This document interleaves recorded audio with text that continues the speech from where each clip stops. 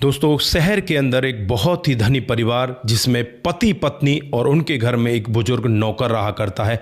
दोस्तों, सालों से वो लोग उसे देखते आ रहे हैं। जो घर का मुखिया होता है वो भी उसे चाचा कहा करता है। एक दिन का वाकया होता है जब यहाँ पर पत्नी अपने पति से कहती है कि बुजुर्ग व्यक्ति अब कब तक हमारे पास रहेगा, ये तो अब काम धंधा भी ठीक से नहीं करता, क्यों ना इसे अब यहाँ से निकाल दिया जाए। दोस्तों, अब यहाँ पर पति पत्नी की बात मानकर उस बुजुर्ग व्यक्ति से कहने लगता है कि चाचा, अब आप बुजुर्ग हो चले हो, अब आप अपने घर जाइए, आपको यहाँ काम करने की ज़रूरत नहीं है। दोस्तों, इस चाचा ने इस परिवार के लिए क्या कुछ नहीं किया था, पूरा का पूरा अपना जीवन इसी परिवार के लिए न्यौछावर कर दिया था।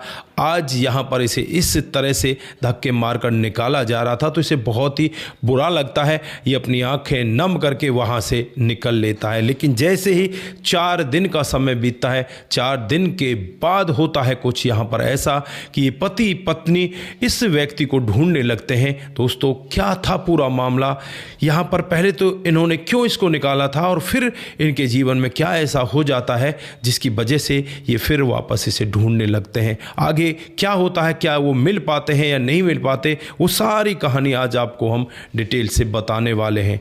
जरा सा भी वीडियो को स्किप ना करें, लास्ट तक वीडियो को जरूर देखिएगा। नमस्कार, जय हिंद। आप देख रहे हैं APH न्यूज़ राहुल रावत के साथ। दोस्तों, आज की जो हकीकत की घटना आप लोगों को बताने जा रहा हूँ, मणिपुर में एक छोटे से शहर की हकीकत की घटना है। यहाँ पर सतपाल सिंह नाम के एक व्यक्ति जो आड़तिया होते हैं, जो आड़त लगी होती हैं मंडी में, उसी तरह की ये आड़त चलाया करते हैं और इनका घर परिवार अच्छे से चल रहा होता है, धन दौलत की कोई कमी नहीं होती। इनकी जो पत्नी होती है बिमला, वो बड़े अच्छे से इनके साथ रहा करती है। धीरे धीरे समय बीतता है और एक दिन इनके जीवन में इतनी बड़ी खुशी आती है, इनके घर में एक बेटे का जन्म होता है। दोस्तों, अब यहाँ पर बेटे का नामकरण किया जाता है, बेटे का नाम रवि रखा जाता है। धीरे धीरे करके रवि बड़ा होने लगता है और जैसे ही वो 4 महीने का होता है, जो यहाँ पर सतपाल सिंह की पत्नी होती है वो इस जहाँ को छोड़कर एकदम से चली जाती है। पता नहीं अचानक ही उसे कोई अटैक वगैरह आता है और इस जहाँ को छोड़कर वो निकल लेती है। दोस्तों, अब सतपाल सिंह टूट जाते हैं। जो अड़ोसी पड़ोसी होते हैं, जो और भी लोग बाग होते हैं, यार रिश्तेदार, वो कहने लगते हैं कि तू दूसरी शादी कर ले। लेकिन दूसरी शादी से सतपाल मना कर देता है। अपने घर पर नौकर रखने लगता है, कई तो महिलाओं को रखता, लेकिन महिला भी ठीक से वो काम नहीं कर पाती। अब सतपाल को होती है कि एक अच्छा सा नौकर मिल जाए जिससे कि हमारे बेटे का जीवन आगे बढ़ने लगे। लगभग वो बेटा 1.5 साल का हो जाता है। एक दिन का वाकया होता है जब सतपाल सिंह अपनी आड़त पर बैठे होते हैं, तभी वहाँ एक व्यक्ति इनके सामने आकर खड़ा होता है और उस व्यक्ति को देखकर सतपाल सिंह कहने लगते हैं, भूखे हो क्या?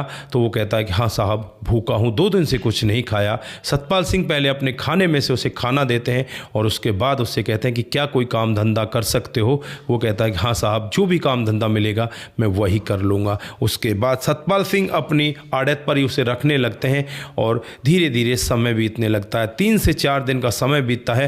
3-4 दिन के बाद सतपाल सिंह को लगता है कि यार ये आदमी तो बहुत अच्छा है, क्यों ना इसे अपने बेटे के लिए घर पर रखा जाए। फिर उससे वो बात करने लगते हैं कि भाई तुम्हारे घर परिवार में कौन कौन है, तुम्हारा घर परिवार कैसा है? तो यहाँ पर वो व्यक्ति अपना नाम महेंद्र बताता है और महेंद्र बताते बताते वो बहुत तेज़ी के साथ रोने लग जाता है। सतपाल सिंह उसे पूछने लगते हैं कि भैया हुआ क्या है, तुम रो क्यों रहे हो? तो महेंद्र बताने लगता है कि मेरा भी एक हंसता खेलता परिवार था, 2 बच्चे थे, माता पिता थे, पत्नी थी, सब कुछ एक पल में ही लुट गया। एक दिन का वाकया होता है जब पूरा का पूरा परिवार मुझसे कह रहा था कि चलो घूमने के लिए चलना है, तुम भी हमारे साथ चलो। गाड़ी हम लोगों ने कर रखी है। मैं वहाँ पर उस गाड़ी में नहीं जा पाया। मैंने कहा कि मुझे अभी नहीं जाना, तुम चले जाओ। और जैसे ही वो परिवार थोड़ा आगे बढ़ता है, एक एक्सीडेंट होता है। एक्सीडेंट में पूरा का पूरा परिवार इस जहाँ को छोड़कर चला जाता है। ये भी यहाँ पर यही कहता है कि अगर मैं उस गाड़ी में चला जाता तो मेरे लिए भी अच्छा होता। लेकिन यहाँ पर सतपाल सिंह उससे कहते हैं कि जो आपका नहीं है, जितने दिन आपका उसके साथ में साथ है, उतने दिन ही वो आपके साथ रहेगा, उससे ज़्यादा रह ही नहीं सकता। आप टेंशन ना करो, आप यहाँ पर रहो और आप मेरे बच्चे की देखभाल कर लेना। दोस्तों, बच्चे का नाम लेते ही वो और ज़ोरों से रोने लग जाता है। फिर सतपाल उसे पूछने लगते हैं कि तुम रो क्यों रहे हो? तो वो कहता है कि बच्चों से मुझे बहुत लगाव था, लेकिन मेरे बच्चे ऐसे ही मुझे छोड़कर चले गए। दोस्तों सतपाल उससे कहने लगते हैं कि तुमने फिर शादी क्यों नहीं की, तुम्हारी ऐसी हालत कैसे हो गई। तो वो बताने लगता है कि साहब उसके बाद मैं शराब पीने लग जाता हूँ और शराब इतनी ज़्यादा पीता हूँ जो मेरी धन संपत्ति होती है सब कुछ बिक जाती है, उसके बाद मैं रोड पर आ जाता हूँ और अब मैंने शराब को छोड़ दिया है। दोस्तों यहाँ पर सतपाल सिंह उसे अपने घर लेकर जाते हैं और घर ले जाने के बाद उस बच्चे की वो अच्छे से देखभाल करने लगता है। सतपाल सिंह यहाँ पर उसे छुप छुप कर देखा करते, कहीं ऐसा ना हो छोटा बच्चा है कुछ गलत हो जाए, कहीं ये कोई गलत काम कर दे। यहाँ पर वो 100 के 100 नंबर लेता है, यानी कि पूरी तरह से वो उस बच्चे का देखभाल करता है जैसे कि वो उसका खुद का बच्चा हो। अब यहाँ पर धीरे धीरे और समय बीतने लगता है। समय के हिसाब से ही जो यहाँ पर सतपाल है इस महेंद्र को कभी कभार अपने साथ आड़त पर भी ले जाया करते, वहाँ भी हिसाब किताब लगा लिया करता है। ये पढ़ा लिखा होता है।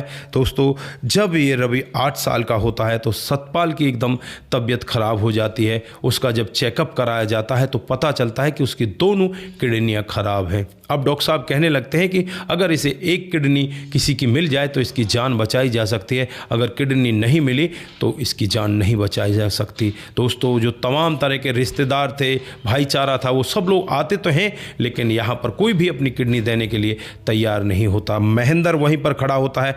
महेंद्र कहने लगता है कि साहब मैं आपको अपनी किडनी दूंगा। दोस्तों यहाँ पर सतपाल उसकी तरफ देखने लगते हैं कि तूने उस दिन से हमसे कुछ लिया भी नहीं है, क्योंकि तुम बस यहाँ पर खाने और कपड़ों पर ही हो और आज तुम हमें किडनी देने की बात कर रहे हो। तुम यार इंसान हो या कोई फरिश्ते हो। तो यहाँ पर महेंद्र कहने लगता है कि साहब मेरा जो परिवार है वो बस आपका परिवार है और आप अगर सलामत हैं तो मैं भी सलामत हूँ। दोस्तों अब यहाँ पर सतपाल महेंद्र की किडनी को लेने के लिए तैयार हो जाता है। उसका मैच वगैरह किया जाता है। परमात्मा की कुछ ऐसी इच्छा होती है, दोनों का मैच भी मिल जाता है और फिर यहाँ पर जो किडनी है उसको ट्रांसप्लांट कर दिया जाता है। अब यहाँ पर जो सतपाल है वो धीरे धीरे ठीक होने लगते हैं। महेंद्र भी कुछ दिनों में ही रिकवर आ जाते हैं, वो भी ठीक होने लगते हैं, क्योंकि किडनी निकलती है तो शरीर में कुछ ना कुछ खराबी तो आती ही है। फिर यहाँ पर धीरे धीरे समय बीतने लगता है। समय के हिसाब से ही जो अब सतपाल हैं वो आगे अपने बेटे को पढ़ाने लिखाने लगते हैं। इधर जो महेंद्र है वो भी आड़त पर कामकाज करने लगता है और जब ये लड़का 22 साल का हो जाता है तो यहाँ पर जो पिता है इसके सतपाल सिंह, उनकी तबीयत फिर से ख़राब हो जाती है और आज डॉक्टर साहब साफ मना कर देते हैं कि इन्हें किसी चीज़ की अब कोई ज़रूरत नहीं है, इनके सारे ही ऑर्गन ख़राब हो चुके हैं। ये तो कुछ ही पल के मेहमान हैं, 1 दिन जी लें या 10 दिन जी लें, ये भगवान के ऊपर है। अब इनको आप अपने घर ले जाइए। दोस्तों महेंद्र इनको अपने घर ले जाता है। महेंद्र को सतपाल अब छोटा भाई समझने लगा था। वो छोटा भाई उससे कहता है और अपने बेटे से भी कहता है कि बेटा ये तुम्हारे अंकल हैं, इनका हमेशा अपने पिता की तरह ही ध्यान रखना। और कुछ ही पल के बाद जो यहाँ पर ये सतपाल सिंह हैं वो इस दुनिया को छोड़ देते हैं। पिता यहाँ पर जो बेटा है वो भी टूटा सा हो जाता है कि बिल्कुल यार मेरे पिता चले गए। तो यहाँ महेंद्र सिंह उन्हें आश्वासन देते हैं और कहते हैं कि बेटा तुम्हें टेंशन लेने की ज़रूरत नहीं है, मैं हूँ ना।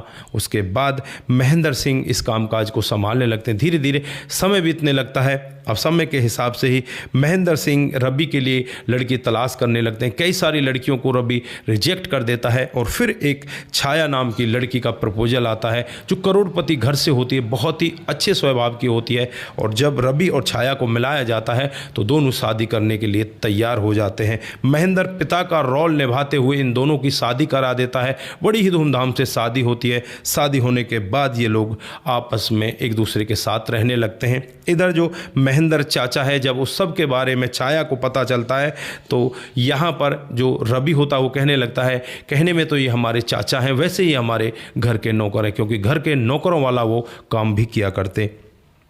दोस्तों छाया अब अपने पति से कहने लगती है कि आप ऐसा करो, इस अब चाचा को फ्री कर दो, ये बुजुर्ग हो चले हैं, इनसे अब हमारा काम धंधा भी अच्छे से नहीं होता और ये अपने घर जाएंगे, हम कोई और नौकर देख लेंगे। दोस्तों यहाँ पर जो रवि होता है वो अब महेंद्र चाचा से ऐसी बातें करने लगता है कि चाचा अब आपकी हमें ज़रूरत नहीं है, आप अब अपने घर जा सकते हो। दोस्तों अब महेंद्र चाचा एक बार के लिए टूट ही जाता है कि जिस परिवार के लिए उसने इतना सब किया, लेकिन रवि को इस सब के बारे में कुछ भी मालूम नहीं था और आज वो परिवार उसे इस तरह से घर से निकाल रहा है। फिर वहाँ से वो सीधे निकल जाते हैं और निकल कर पता नहीं कहाँ चले जाते हैं। इधर जो रवि है वो छाया के साथ बड़े आराम से रहने लगता है। 4 दिनों का ही समय बीतता है जब छाया अपने मायके चली जाती है। रवि घर पर अकेला होता है तो वो अपने पिताजी की कुछ डायरी वगैरह उनको पढ़ने लगता है और डायरी को पढ़ते पढ़ते एक पन्ने में उस पर यह लिखा था कि कभी भी महेंद्र का एहसान नहीं भूलना, उन्होंने मुझे किडनी डोनेट की है। मैं तो जब तू 8 साल का था तभी इस दुनिया को छोड़कर चला जाता अगर ये महेंद्र नहीं होता।